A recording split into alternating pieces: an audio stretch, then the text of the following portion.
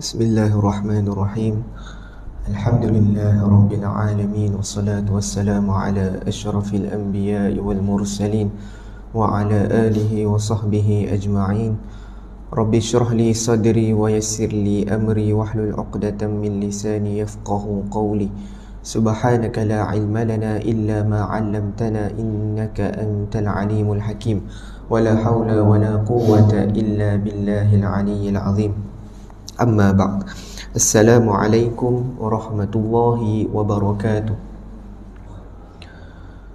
Alhamdulillah, pertama dan selamanya kita tinggikan, kita rafakkan kesyukuran kita ke hadrat Allah Subhanahu wa taala kerana dengan limpah kurniaannya dapat sama-sama kita berkumpul pada pagi yang mulia ini bagi sama-sama kita mengikuti satu perkongsian ataupun perbincangan berkaitan dengan zakat.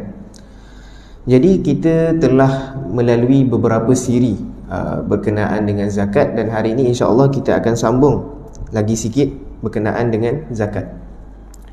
Jadi suka untuk saya ulang kaji semula apa yang kita telah pelajari dalam kuliah yang lepas.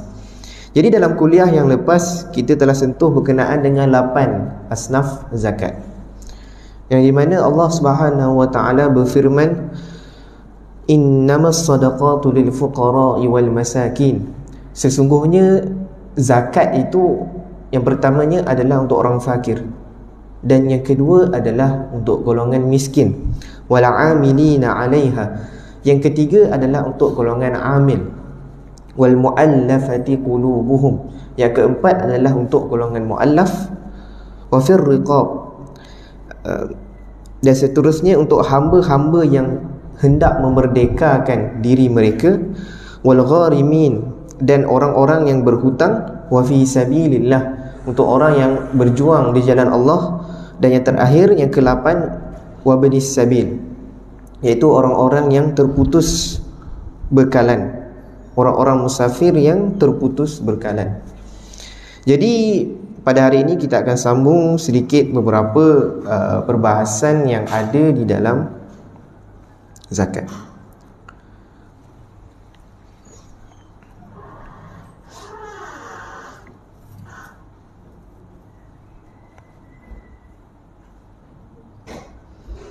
Jadi yang pertamanya adalah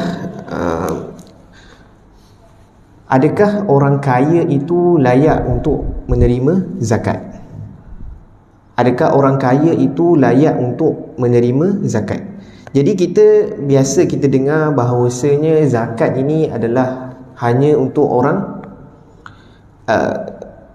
miskin sahaja. Ini kefahaman yang biasa kita dengar dalam kalangan masyarakat. Dan kita memang tidak nafikan yang fakir dan miskin ini adalah salah satu daripada golongan yang layak untuk terima zakat. Tapi kita dalam memandang perkara ini, kita tidak boleh memandang secara tidak objektif. Jadi kita kembali kepada 8 asnaf tadi. Kalau kita tengok, hanya 2 asnaf ataupun golongan sahaja yang disyaratkan miskin itu dijadikan sebagai syarat, iaitu fakir dan miskin. Dan yang tadi kita juga sebut berkenaan dengan hamba yang ingin memerdekakan diri mereka. Jadi hamba pun bukanlah satu golongan yang diberikan kerana mereka miskin, kerana diberikan zakat kepada mereka kerana mereka adalah asnaf yang istimewa, kerana mereka dimiliki oleh tuan. Dan semestinya tuan-tuan mereka telah menjaga kebajikan mereka dengan baik, makan minum cukup dan sebagainya. Jadi diberikan zakat kepada hamba adalah untuk memerdekakan diri mereka. Dan seterusnya kita ada contohnya seperti asnaf amil. Jadi amil juga diberikan zakat dan tidak disyaratkan miskin seperti mana asnaf-asnaf yang lain yang saya tak sebutkan. Contohnya asnaf mu'allaf, ataupun gharimin, yang berhutang, fi sabilillah, orang yang berjuang di jalan Allah, dan ibnus sabil, orang yang terputus bekalan. Ini golongan-golongan yang tidak disyaratkan miskin untuk menerima zakat. Dan pastinya lah, kalau kita rujuk kepada pusat-pusat zakat di Malaysia, khususnya di negeri Selangor, kita akan utamakan golongan-golongan fakir dan miskin untuk menerima zakat. Tapi ini tidak bermakna golongan lain tidak diberikan zakat hanya disebabkan mereka kaya. Dan kalau kita tengok, ada sebahagian yang berhujah orang kaya itu tidak patut diberikan zakat. Mereka merujuk kepada sebuah hadis yang masyhur. Nabi SAW mengutuskan Muaz bin Jabal ke Yaman. Dan ketika Nabi mengutuskan Muaz ke Yaman, Nabi telah berpesan kepada Muaz. Nabi kata zakat itu hendaklah dikutip daripada orang-orang yang kaya dan diagihkan kepada orang miskin di kalangan mereka. Hadis riwayat Bukhari. Jadi di sini Nabi pesan dekat Muaz, Muaz, ambil zakat daripada orang kaya dan berikan kepada orang yang miskin. Tapi kita kena lihat bahawasanya, kalau kita rujuk apa yang dikatakan oleh Dr. Abdullah Nasir Ulwan, seorang ulama dari Timur Tengah, beliau menyatakan orang-orang kaya memang ditegah untuk menerima zakat, tetapi bukan semua zakat. Orang kaya hanya ditegah daripada menerima zakat daripada golongan fakir miskin, sebab mereka golongan yang kaya. Jadi dalam konteks hadis tadi, orang kaya hanya ditegah untuk menerima zakat daripada golongan fakir miskin. Mereka hanya layak untuk menerima zakat daripada golongan-golongan yang lain kalau mereka cukup syarat untuk menerima zakat. Okey. Jadi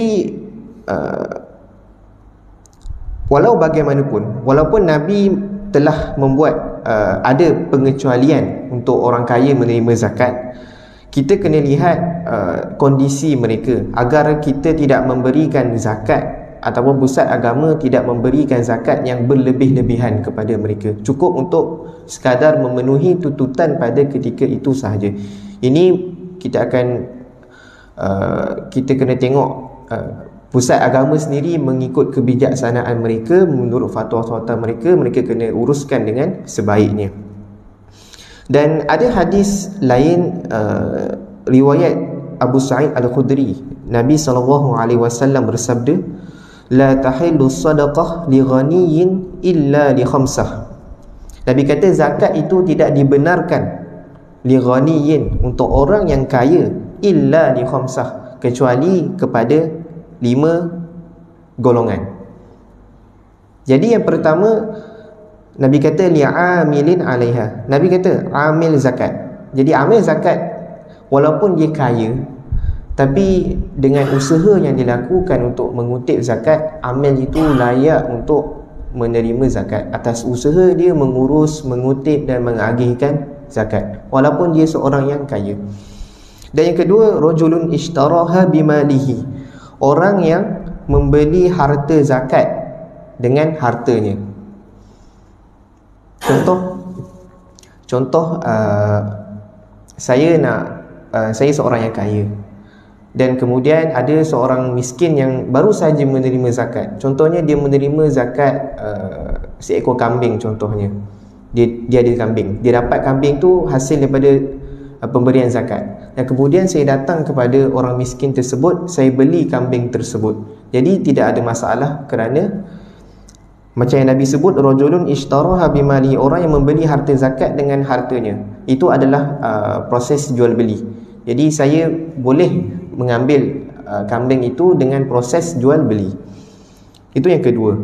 Yang ketiga adalah gharim, orang yang berhutang.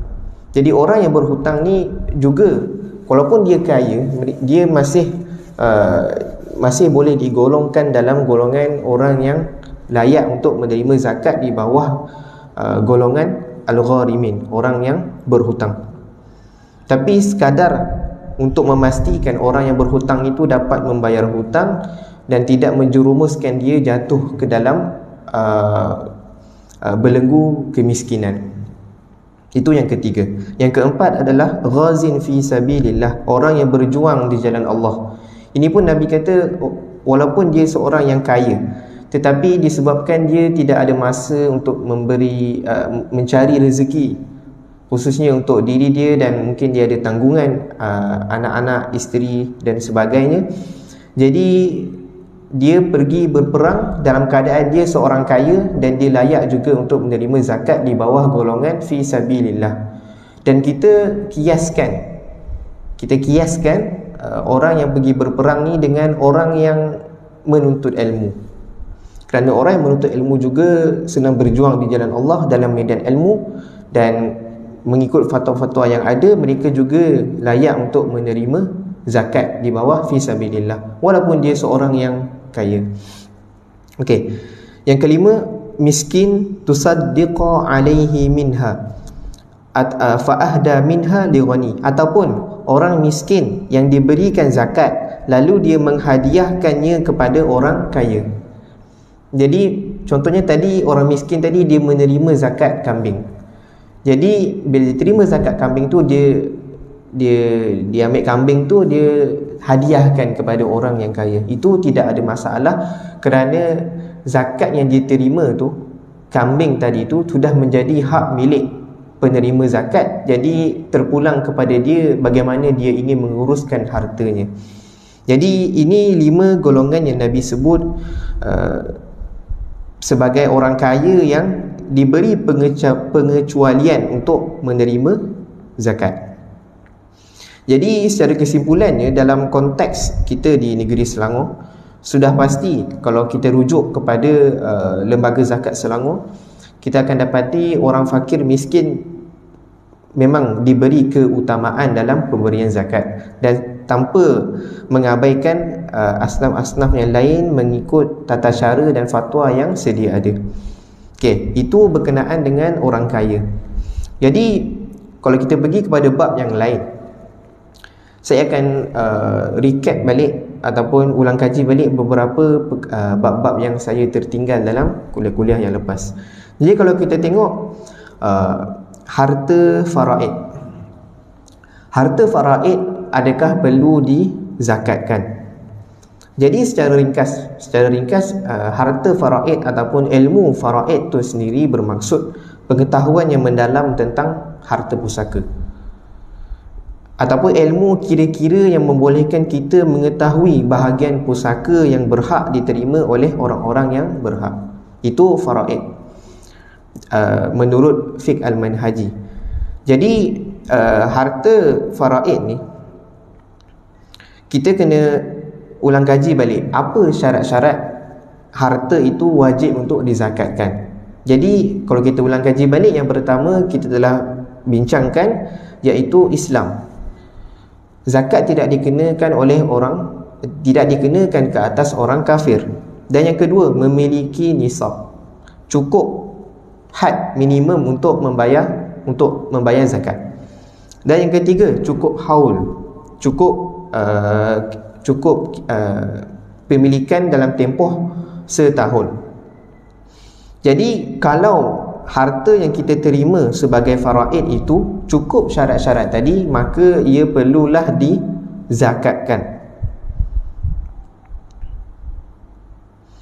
Dan kalau si mati, kalau kita tahu dia tidak membayar zakat ketika hidupnya, kita perlulah gunakan harta tersebut untuk lunaskan hutang-hutang zakat si mati terlebih dahulu sebelum diberi pengagihan atau dibahagikan pusaka tersebut. Dan kalau saya rujuk kepada fatwa yang dikeluarkan oleh Lembaga Zakat Selangor, Lembaga Zakat Selangor menyebutkan bahawasanya tidak perlu dizakatkan terlebih dahulu harta peninggalan si mati jika selama hidup dia telah menunaikan zakat dan tiada zakat yang masih terhutang. Jadi sama seperti apa yang kita bincangkan tadi, fatwa Lembaga Zakat Selangor mengatakan tidak ada zakat kalau si mati telah menunaikan zakat selama dia hidup. Manakala zakat yang wajib, dekat mana yang wajib zakat? Wajib dizakatkan secara individu oleh semua waris yang menerima harta pusaka, dan ia dikategorikan sebagai zakat harta hasil pemberian. Jadi selepas harta faraid itu dibahagikan, waris secara individu, kalau dia menerima harta dan kemudian harta itu cukup syarat, cukup nisab, cukup haul, maka apa yang dia kena buat? Disebabkan itu adalah zakat pemberian, jadi dia kena gabungkan harta faraid tu dengan apa-apa yang dia dapat, apa-apa yang diberikan kepada dia. Contohnya kita ada zakat pendapatan, kita ada penggajian, kalau dia ada bonus, kalau dia ada hadiah dan sebagainya. Apa-apa harta yang dapat hasil daripada pendapatan dan boleh digolongkan di bawah zakat pendapatan, dia kena tambah sekali harta faraid tadi. Kemudian kalau cukup haul, cukup nisab, dia kena bayar zakat di bawah zakat pendapatan pada tahun tersebut. Jadi ini fatwa yang dikeluarkan oleh lembaga zakat Selangor. Jadi itu berkenaan dengan harta faraid. Okey, kalau kita pergi dalam bab yang lain, adakah zakat kepada bangunan? Contohnya kilang-kilang ataupun alat-alat di dalam kilang. Apakah hukum zakat terhadap bangunan ataupun harta-harta barang-barang di dalam kilang tersebut? Jadi sebelum kita masuk, saya petik apa yang disebutkan, apa yang difatwakan oleh Syekh Wahbah, Dr. Wahbah Al-Zuhaili. Beliau menyebutkan para fuqaha menetapkan bahawasanya zakat wajib ke atas harta yang mencapai nisab apabila ia dapat berkembang, sama ada dikembangkan oleh pemiliknya ataupun tidak, dan sama ada perkembangan itu dia abaikan disebabkan adanya keuzuran ataupun tidak. Jadi maksud ayat ni adalah Dr. Wahbah menyebutkan bahawasanya zakat itu tidak wajib kepada harta yang tidak bergerak. Harta yang tidak bergerak ni contohnya rumah yang kita diami sebagai aset, ataupun kereta, ataupun tanah. Sama juga kalau macam kes di faraid tadi, kalau dia dapat harta pusaka dalam bentuk kereta contohnya, ataupun rumah yang didiami, ataupun tanah, ini harta-harta yang tidak bergerak dan tidak berkembang, maka tidak perlu dizakatkan. Ini secara asal. Lain cerita kalau rumah tu waris jadikan rumah tu sebagai perniagaan, dia invest rumah tu. Contohnya rumah tu memang ditunggu naik harga, dia akan jual. Memang dia jadi properti lah, dia jual properti. Jadi rumah tu daripada asalnya sepatutnya tidak dizakatkan, tetapi lepas dijadikan sebagai perniagaan, aset untuk dijual, dia perlu membayar zakat di bawah zakat perniagaan. Ataupun rumah tu dia sewakan, dia dapat duit sewaan. Jadi dia dah tak jadi aset ataupun harta yang tidak berkembang lagi, tapi rumah itu ataupun sewaan itu dia perlu zakatkan di bawah zakat pendapatan. Sebab dia ada pendapatan daripada sewaan rumah tersebut, maka dia perlu zakatkan di bawah zakat pendapatan. Sewaan. Tolak. Dia tak kira. Sewaan, dan mungkin kalau ada kos-kos dia boleh tolak. Bukan. Sebab dia hanya dapat manfaat daripada sewaan tu saja. Dia bukan rumah. Kalau rumah tu, kalau dia memang jual rumah tu, baru kita kira zakat perniagaan. Contoh masa dijual tadi. Bergantung. Kalau dalam tahun yang 1 tahun tu, kalau dia memang dia dah jadikan rumah tu rumah untuk dijual, walaupun rumah tu tak dijual lagi, dia tetap kena bayar zakat. Dia dah jadi harta yang berkembang. Dia memang menunggu aset nilai tu berkembang untuk dijual. Tapi kalau dia tak jual, dia still kena bayar zakat. Cuma kalau dia nak bayar zakat, kadang-kadang dia tak ada duit lah, sebab dia tak jual lagi rumah tu, zakat tu boleh ditangguhkan. boleh ditangguhkan. Kalau dia dah jual nanti untung, dikira tolak kos apa semua, baru dia zakatkan. Tu beza kalau kita jadikan rumah secara penuh ataupun jadikan sewaan saja. Ini kalau ikut fatwa negeri Selangor. Saya tak pasti negeri-negeri yang lain fatwa macam mana. Okey. Jadi kita sambung. Okey, jadi kalau kita faham apa yang dibincangkan tadi, kalau macam kilang tu juga dia tak ada beza. Kita tak jadikan, kita bukan nak jual kilang tu. Kilang tu hanya mengeluarkan barang-barang, maka yang dizakatkan nanti adalah contoh dia meniaga kan. Jadi perniagaan dia nanti, keuntungan dia barulah dia zakatkan, bukan kilang ataupun alat-alat di dalam kilang tersebut. Okey, dalam bab yang lain, contoh, bolehkah kalau kita nak bagi zakat kepada keluarga kita, keluarga terdekat kita, boleh tak kita nak bagi zakat? Contoh, ibu bapa saya seorang yang miskin ataupun anak saya miskin, boleh tak untuk saya berikan zakat? Jadi kalau kita petik fatwa yang dikeluarkan oleh seorang ulama di Saudi, bahawasanya zakat tidak boleh dibayar atau diniatkan untuk diberikan kepada golongan-golongan yang berikut dalam kalangan ahli keluarga. Jadi dia ada beberapa kategori. Yang pertama, golongan usul. Golongan usul ni terdiri daripada contohnya ayah, ibu, datuk, nenek dan yang ke atas. Itu golongan usul. Okey, ini golongan yang kita tak boleh nak bagi zakat.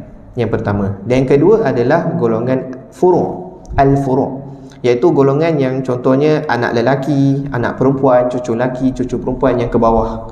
Ini juga golongan yang kita sebagai individu kita tidak boleh memberikan zakat kepada mereka. Dan yang ketiga adalah suami kepada isteri. Jadi suami tidak boleh memberikan zakat kepada isteri. Okey. Jadi kalau kita faham ini, jadi boleh tak suami nak bagi zakat kepada isteri? Tak boleh lah. Sebab suami ada tanggungjawab untuk memberikan nafkah kepada isteri. Jadi bila mana kalau suami dia bagi zakat kepada isteri, dia pada hakikatnya sebenarnya dia telah lari dari tanggungjawab asal untuk membayar nafkah. Jadi menurut Syekh Abdullah Al-Bassam, ulama telah berijma', bersepakat bahawasanya suami tidak boleh untuk membayar zakat. Ibnul Munzir juga menyebutkan ahli ilmu telah bersepakat bahawa seorang lelaki tidak boleh memberikan zakat kepada seorang isteri. Okey, macam mana pula kalau si isteri ingin memberikan zakat kepada suami? Contoh suami dia seorang yang miskin contohnya, memang miskin. Adakah si isteri boleh memberikan zakat kepada suami? Jadi untuk menjawab permasalahan ini, ulama berbeza pendapat. Tetapi majoriti ulama, jumhur ulama mengatakan dibolehkan untuk si isteri memberikan zakat kepada suami. Ini bersandarkan kepada satu hadis yang diriwayatkan oleh Abu Hurairah radhiyallahu anhu, bahawa ada seorang sahabat perempuan yang bernama Zainab. Jadi apa Zainab ni kata? Zainab ni dia tanya dekat Nabi SAW, "Ya Nabi Allah, innaka amartal yaum bis-sadaqah." Wahai Nabi Allah, Zainab kata dekat Nabi, "Wahai Nabi Allah, sesungguhnya pada hari ini kamu telah menyuruh kami untuk membayar zakat. Wa kana indi huliyyin li, dan aku memiliki barang perhiasan. Fa aradtu an atasaddaq bihi, dan aku ingin membayar zakat perhiasan tersebut, barang perhiasan tersebut. Fa za'ama Ibnu Mas'ud annahu wa waladuhu ahaqqu man tasaddaqtu bihi alaihim." Lalu Ibnu Mas'ud, suami kepada Zainab tadi, dia mendakwa bahawa dia dan anaknya lebih berhak untuk diberikan zakat. Jadi bila Ibnu Mas'ud dengar Zainab tanya ke Nabi yang dia ada barang perhiasan yang dia nak zakatkan, Ibnu Mas'ud bila dia dengar, dia kata, aku dan anak lebih berhak untuk menerima zakat itu. Si suami lah, Ibnu Mas'ud ni suami. Lalu Nabi SAW bersabda, sadaqa Ibnu Mas'ud, zawjuki wa waladuki ahaqqu man tasaddaqti bihi alaihim. Nabi kata, benarlah Ibnu Mas'ud, suami dan anak engkau lebih berhak menerima sedekah ataupun zakat yang ingin engkau lakukan itu. Riwayat Bukhari dan Muslim. Jadi dalam kisah ni jelas bahawasanya si isteri boleh untuk memberikan zakat kepada suami, seperti mana Zainab boleh untuk memberikan zakat kepada Ibnu Mas'ud. Okey. Dan kalau si suami itu dia dapatlah zakat daripada isterinya, dia bolehlah gunakan untuk keperluan harian ataupun menanggung kos pendidikan anak-anak dan sebagainya, terpulang kepada si suami untuk menguruskan rumah tangga dengan baik. Dan macam mana pula kalau seorang bapa, ayah, dia nak bagi zakat dekat anak dia untuk sambung belajar, boleh ataupun tidak? Kita tahu tadi orang yang sambung belajar tergolong dalam fisabilillah, orang yang berjuang di jalan Allah, dikiaskan dengan orang yang pergi berperang, maka orang yang belajar ni dia boleh dapat zakat. Tapi adakah si bapa boleh memberikan zakat kepada anaknya? Jadi kita pun telah bincangkan tadi bahawasanya tidak boleh zakat seorang bapa kepada anaknya. Jadi untuk anak tu dapat zakat, dia bukanlah daripada bapa dia. Dia boleh mohon daripada pusat zakat untuk dapatkan zakat untuk sambung belajar. Dan ini apa yang dikatakan oleh Imam An-Nawawi, maksudnya tidak harus memberikan zakat kepada sesiapa yang wajib untuk dinafkahnya daripada golongan keluarga dan isteri-isterinya daripada bahagian orang-orang fakir. Jadi jelas kita tidak boleh memberikan zakat kepada anak-anak. Ayah kepada anak tidak boleh. Okey, macam mana pula kalau zakat kepada anak saudara? Bukan anak kita tapi anak adik-beradik kita. Boleh ataupun tidak? Contoh anak saudara tu dia nak sambung belajar, boleh tak diberikan zakat? Hukumnya boleh. Sebab dia bukan anak kita. Dia tak tergolong dalam 3 golongan yang saya sebutkan tadi. Dan bahkan Nabi SAW bersabda, as-sadaqah 'alal miskin sadaqah. Zakat kalau diberikan kepada orang miskin dikira sebagai satu zakat. Wa 'ala dhi ar-rahim sanatan sadaqah wasilah. Dan zakat yang diberikan kepada saudara mara dikira sebagai 2 kelebihan. Yang pertama, satu sebab dia bayar zakat, satu dia menjaga silaturrahim. Jadi zakat itu boleh diberikan ataupun haruslah dari segi hukum. Ini saya cerita dari segi hukum sahaja. Kita perlu rujuk kembali fatwa-fatwa yang ada di setiap negeri. Contohnya di wilayah persekutuan, kita tak boleh memberikan zakat sesuka hati kita selain daripada amil. Tidak silap saya, dia termasuk dalam jenayah undang-undang di bawah undang-undang syariah yang kita boleh didenda beberapa ribu sekiranya kita memberikan zakat kepada selain amil. Ini apa yang ada dalam pusat pengurutan zakat wilayah persekutuan. Jadi saya tak pasti di negeri-negeri yang lain, tapi secara hukumnya dibolehkan untuk diberikan kepada anak saudara. Jadi kalau kita dengar banyak cerita-cerita berkenaan dengan zakat ni, suka untuk saya selitkan ada satu hadis yang diriwayatkan oleh Abu Hurairah radhiyallahu anhu. Nabi SAW bersabda, maksudnya tidak ada satu hari pun para hamba memasuki waktu pagi kecuali 2 malaikat akan turun. Jadi masuk waktu pagi ni akan ada 2 malaikat yang turun. Jadi salah satu daripada malaikat tu dia akan berdoa, Allahumma a'ti munfiqan khalafa. Ya Allah, berikanlah untuk orang yang bersedekah gantian daripada hartanya. Jadi waktu pagi ni ada satu malaikat akan doakan orang-orang yang mengeluarkan sedekah agar diberikan gantian kepada sedekah yang dia keluarkan. Dan akan ada satu lagi malaikat, dia akan doa, Allahumma a'ti mumsikan talafa. Ya Allah, berikanlah untuk orang yang menahan hartanya daripada bersedekah kebinasaan pada hartanya. Jadi ada malaikat satu lagi di doa, dia kata, ya Allah, berikanlah kebinasaan kepada harta orang-orang yang tidak bersedekah.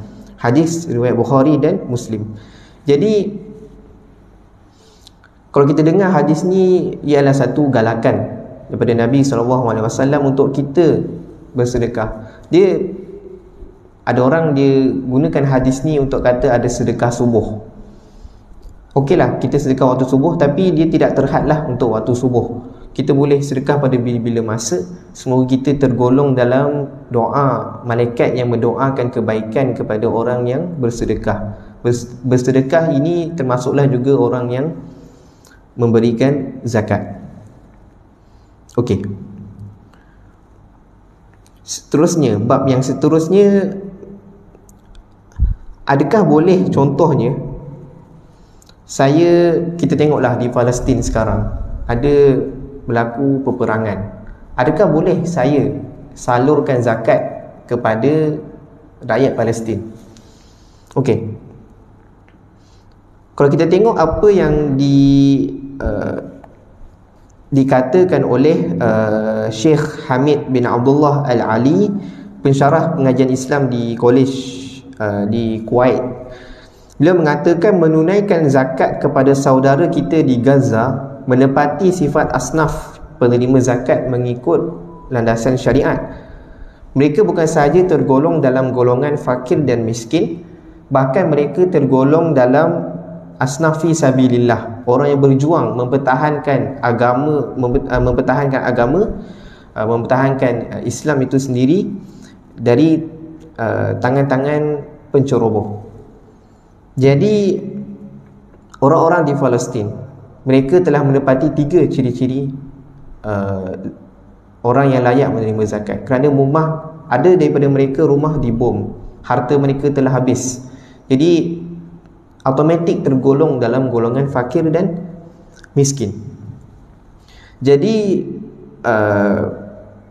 dia berpendapat bahawasanya kalau kita nak bagi sumbangan tu, kita boleh bagi sumbangan ataupun zakat dalam bentuk apa yang diperlukan oleh rakyat Gaza. Ini kita petik fatwa yang dikeluarkan oleh Ibn Taymiyah. Beliau menyebutkan kalau kita nak bagi harta zakat, kita kena tengok kalau apa yang diperlukan. Contoh di Gaza, mereka memerlukan ubat-ubat contohnya. Jadi kita boleh salurkan ubat-ubat. Contoh nilai zakat kita contohlah 10,000. Jadi kita terus tukarkan 10,000 itu kepada ubat dan kita terus salurkan kepada saudara-saudara kita di Gaza. Dibolehkan menurut fatwa beliau. Jadi cuma satu. Kalau kita nak bagi zakat, ini apa yang disarankan oleh, kalau saya rujuk apa yang dikatakan oleh Dr. Zul, mantan mufti wilayah. Beliau menyebutkan, contohlah kalau zakat kita tu terlampau besar, eloklah kita bagi dulu dekat pusat zakat.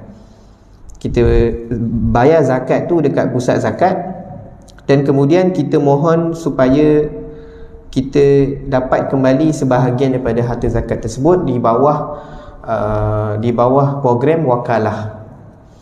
Jadi kita ada satu program yang dinamakan sebagai wakalah. Program wakalah ni apa? Secara ringkas lah, setiap negeri dia ada program wakalah ni.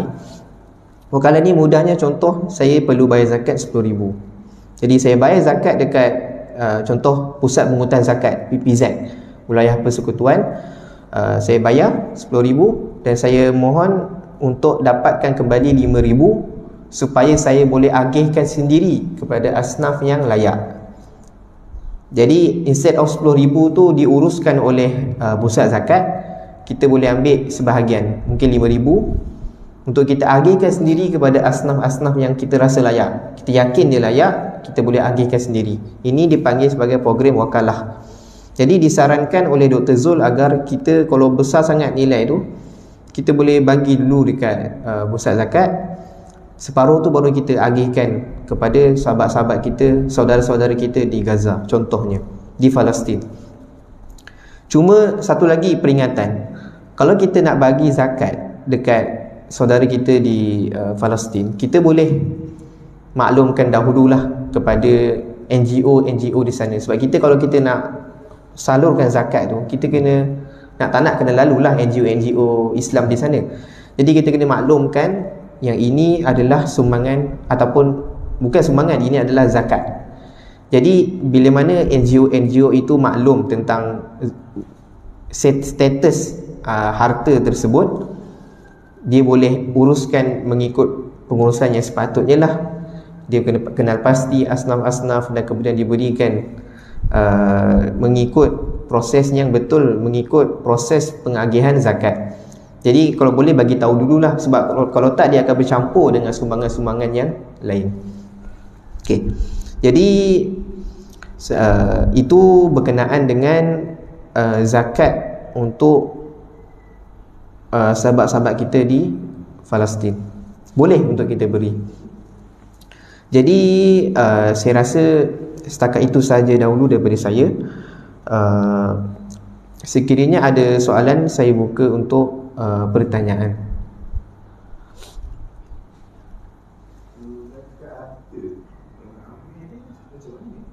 Amil? Oh, amil.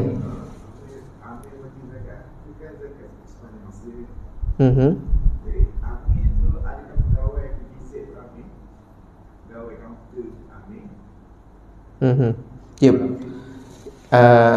Dia, kalau saya rujuk lah, sebab saya ada kawan di Pusat Pengurutan Zakat PBZ oleh Persekutuan, dia kata memang dekat kaunter tu biasanya orang yang memang kerja dengan PBZ. Jadi memang dia tergolong dalam amil. Cuma jadi amil ni secara asasnya orang yang kutip tu dikira amil, orang yang dekat PBZ tu semua tu dikira amil sebab dia menguruskan zakat. Pegawai dalam PBZ, termasuk PBZ, ya, PBZ. Kalau PBZ nak bayar contohnya gaji pekerja tu, dia akan gunakan di bawah status amil.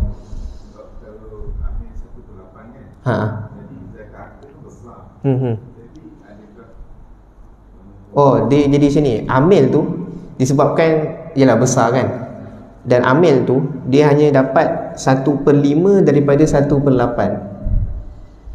So amil, orang amil tu yang kutip zakat tu, dia hanya dapat 1/5 daripada 1/8 yang asal. Ke 1/8 amil, dia hanya dapat 1/5 daripada 1/8 tu.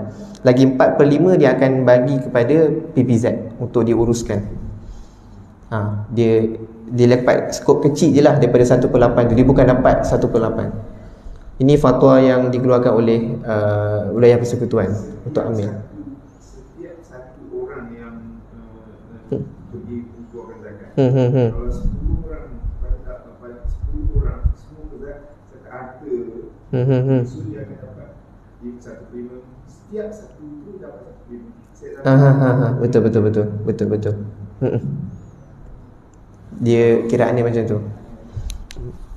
Sebab kalau kita tengok pun kadang-kadang amil ni dia Sabtu Ahad pun dia buka kaunter.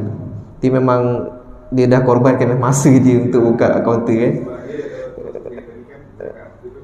Besar, betul. Biasanya di wilayah memang besar lah. Dia 1/5 daripada 1/8. Tak silap saya, itu yang dikeluarkan untuk wilayah persekutuan. Di Selangor saya tak pasti. Macam itulah zakat amil. Ada soalan-soalan yang lain? Jadi kalau tak ada, kita tangguhkan dulu majlis kita. Mohon maaf atas salah bicara. Aku qauli hadza astaghfirullahal azim li wa lakum. Assalamualaikum warahmatullahi wabarakatuh.